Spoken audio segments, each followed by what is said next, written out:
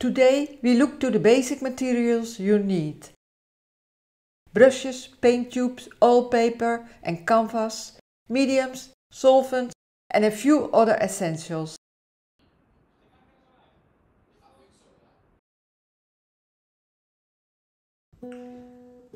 Hello and welcome back to my channel.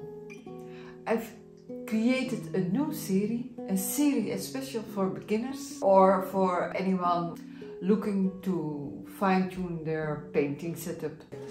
I've been teaching painting for over 25 years and last week a new student joined my class and she told me that she felt totally lost by oil painting. She was overwhelmed by all the information about the painting techniques, and that's why I started this new series for the beginners. First up, let's talk about brushes. Brushes are your primary tools, and having the right ones can make a difference in your painting experience. You'll need a variety of brushes. Flat brushes, great for bold strokes and filling in large areas. Round for detailed work and fine lines. Filbert, an option that combines the qualities of flat and round, and they have different hair types.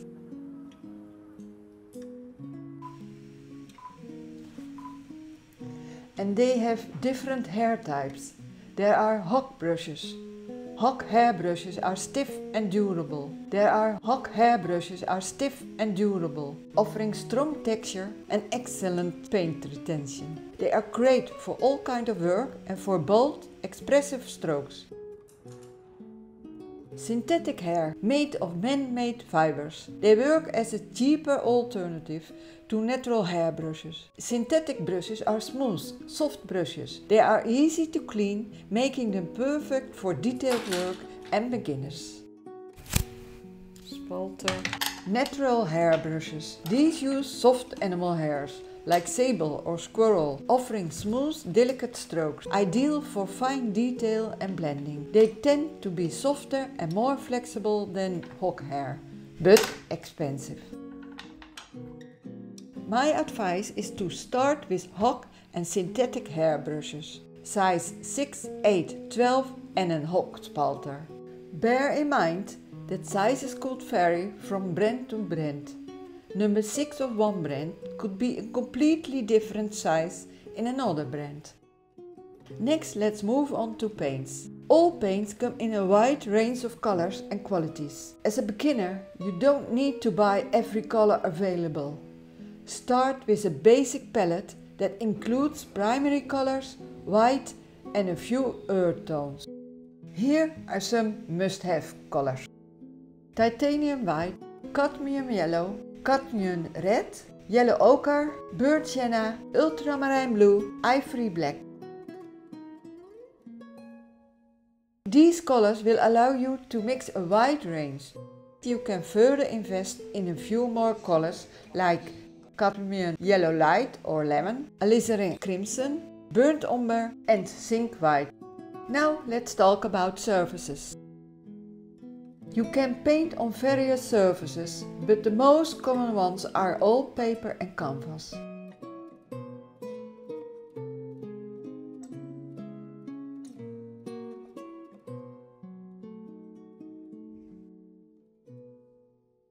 Oil paper.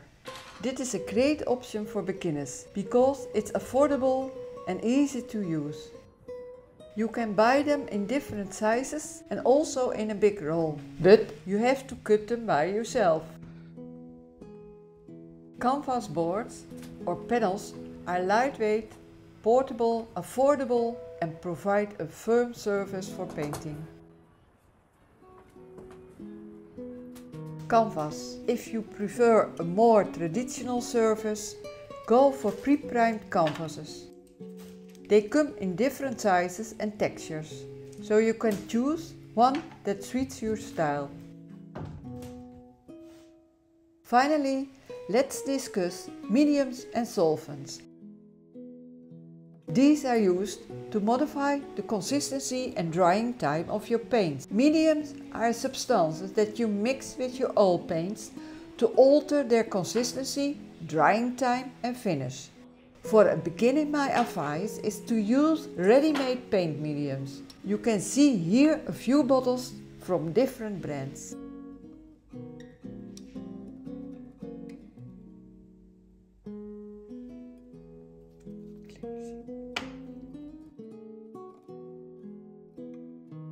Solvents are used to thin your paint and clean your brushes. The most common solvent for beginners is white spirit. It's very effective but has an odor and can be harmful if not used in a well-ventilated area. My advice is to use odorless white spirits. They are less toxic and have a milder smell, making them a better option. To clean your brushes, you use a cheap version of white spirit, which you can buy in a supermarket.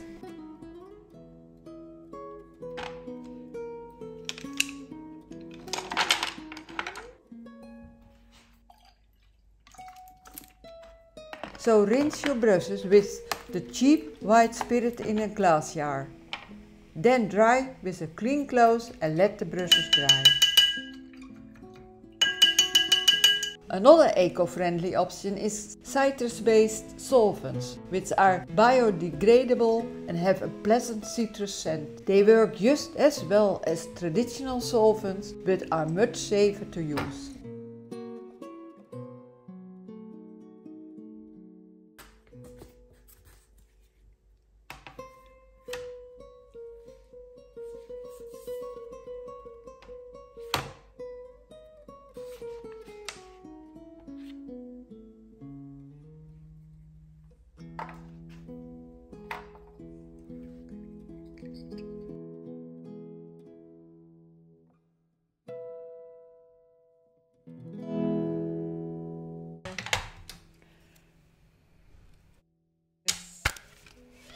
Eraser, kneadable eraser, just for the charcoal, and that's very easy because you see, if you erase the charcoal, it's kneadable, so you turn and clean softly. Yes. Charcoal. I use willow charcoal. You can get it in different sizes.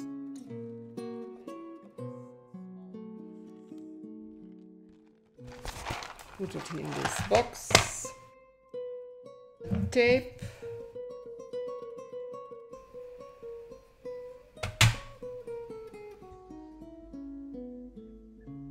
Remember, you can always upgrade, but take it slow at the beginning and don't overwhelm yourself with a bunch of supplies.